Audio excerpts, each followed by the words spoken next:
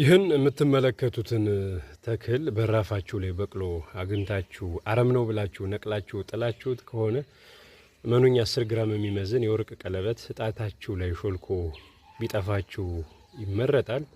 ይህ ኢሚኒቲ ቡስት በማድረግ የሚታወቅ ሁነኛ የእጽዋት ዝርያ ነው። በውስጡ ከፍተኛ የሆነ የካልሽየም ይዘት አለው። እንዲሁም አይረን ስላለው የአጥንት መሳሳትን ይከላከላል። በሽታን የመከላከል አቅማችን እንዲጎለብት ሁነኛ መፍትሄ ሰጭ እጽዋት ነው። ብዙ ጊዜ ስናገር የእጽዋቶቹን ስም ትሉኛላችሁ። ኮሜንት ቦክሱ ላይ አስቀምጥላችኋለሁ። አትመለከቱትም እንጂም አልናገር።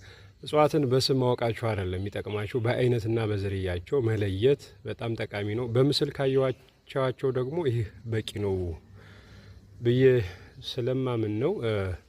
እንዲሁም ደግሞ ይሄ ቫሪኮስ ቬን ካጋጠማችሁ የደም ስር መወላገድ ወይም የደም ስር እብጠት ሲኖር በእንፋሎት መልኩ አትንናችሁ እየቀቀላችሁ ትናኙ ልክ አረቂ እንደሚዘጋጅበት መንገድ ማለት ነው። እሱን አትናችሁ ማሴጅ ብታረጉበት ችግሩን ለዘለቄታው ይፈታል። ቢጠጣ ሲዘጋጅ ሙሉ እጽዋቱ እንደዚህ ተነስቶ ይነቀልና ይቀቀላል። የተቀቀለውን በቀን ሁለቴ ከ50 እስከ 75 ሚሊ ሊትር መጠን ያለው ሻይ አዘጋጅቶ መጠጣት ነው።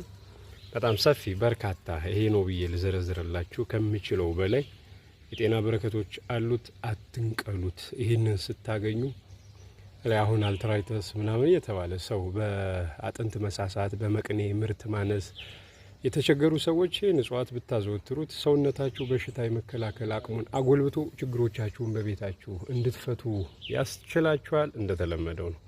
ዮሐንስ ሽፈራው ነኝ። ሸር ማድረግላችሁ ማጋራችሁ እያንዳንዱ መልእክቴ በገንዘብ ብትተምኑት ዓለም አለኝ የሚለው የቁስ ሀብት አይመጥነውም፣ አያመዛዝነውም። ስለዚህ መልእክቴን የምትሰሙ ሰዎች ለሌላው ሸር አድርጉ። እናንተ ችግሩ ባይደርስባችሁ መጪው ትውልድ ቀጣዩ ትውልድ ይጠቀምበታልና ያንን በማሰብ መልእክቶችን አስተላልፏቸው። ሰላም ሁኑ። መልካም ቀን